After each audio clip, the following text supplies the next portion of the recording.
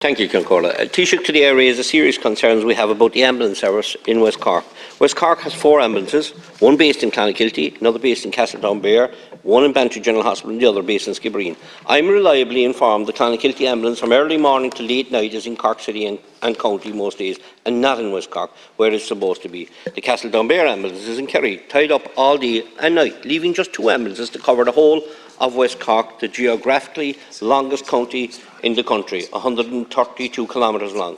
When the Skibbereen and Bantry ambulances get a call anywhere in West Cork, they are instructed, no matter how big or small the medical issue is, to take the patient to CUH, in many cases bypassing Bantry General Hospital, who could easily sort the problems, which is another issue for another day. The likelihood is that these 2 ambulances arrive in CUH and can't take a patient into the hospital due to overcrowding and are tied up outside the door for hours, thus leaving the whole of West Cork without any ambulance cover. To further compound the problem, some of the West Cork ambulances are sent to Waterford, Tipperary, Listowel, leaving many nights where West Cork has no ambulance service cover.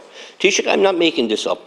It's facts, and I will tell you how I know it. First, from talking to families who have loved ones in agony at home, waiting for hours and hours for an ambulance, and it's not arriving, or arriving too late. Also, it's too common in West Cork, people who ring for an ambulance, and when they find out how long it will be before it will arrive, they lift the very ill patient into the car and head to the hospital in a fight to save their lives. I also know this from the dedicated ambulance staff, who, yes, can come forward, as they will get fired, but are telling me it is unbelievable what is happening in West Cork, and it's something they feel very strong about, as they are trained to save the many from West Cork, and their efforts are being used by a faulty system to save everybody else in every other county but the one they live and signed up to work in.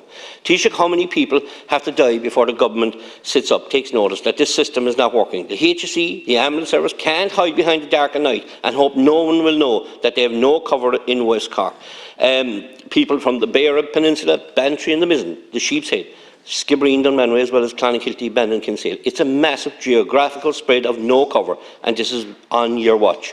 The facts speak for themselves. People lying on the roadside for hours after a crash. Elderly people lying for almost a day after a fall, which turns out to be a serious broken bone, left there for maybe 16, 17 hours. Or in some cases, recently, parents driving a seriously ill family member to the hospital as no ambulance could be found. I have spoken of this to the former Taoiseach, but not a thing changed. So now I ask you to make changes to save the lives of the people of West Cork who require a simple ambulance service that can't be found. Taoiseach, I ask you to look at the imminent collapse of the ambulance service in West Cork.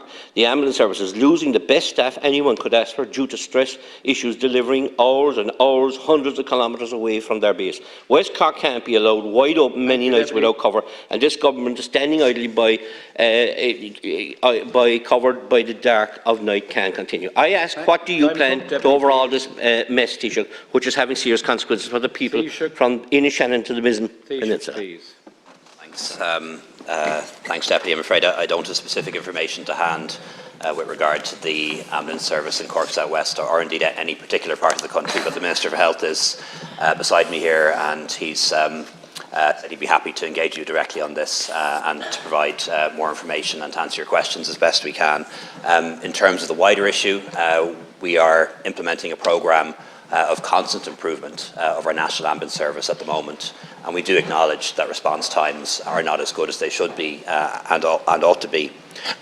We are increasing the number of ambulances, increasing the number of staff who work in the National Ambulance Service, and also improving and upgrading ambulance bases, and increasingly it's a service that's provided by paramedics and advanced paramedics, people who can treat patients on the scene, who are able to decide which is the most appropriate hospital to take them to, and that's a really important improvement and a really important change from our ambulance service of the past. Also, we now have an air ambulance service, which you'll be aware of. 10 years ago there was no helicopter ambulance service in Ireland. We now have 2 helicopters operating, and that's a big improvement, particularly when it comes to major trauma, for example, and is a significant improvement. This, of course, is all happening at a time when our population is rising, when our population is ageing, and also when the demands for healthcare is increasing. And as a result of that, we're developing a new national ambulance strategy, and the funding is there to back it up so that we can improve our ambulance service, get people treated on the scene by paramedics, and make sure that they're taken to the right hospital where the most appropriate level of care can be provided. Colin? Thank you, Taoiseach, and I do respect that you may not have all the information to hand in relation to the West Cork Ambulance Service, and I do appreciate your offer that the Minister would engage on this.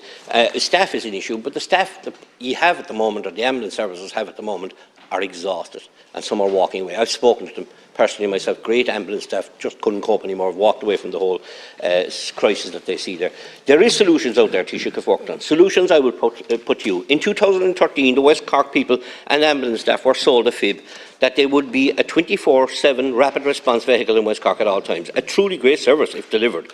Fast forward 10 years, and what the people of West Cork have is a daytime rapid response vehicle, which I may add, I was told, was out for 94 days last year. This broken promise of a 24-hour service has cost numerous lives in West Cork. Also, if we are to put our ambulance service right, we need an intermediate care vehicle to transport people from hospital to nursing homes or community hospitals back.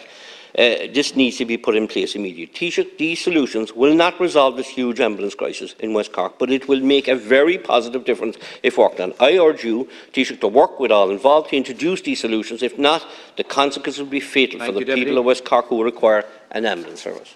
Taoiseach. Thanks, Deputy. I acknowledge that a lot of our healthcare staff, if not all of our healthcare staff, are exhausted at the moment, and many of them have been burnt out, and ambulance staff are among those. It has been a relentless 3 years for people who work on our health service.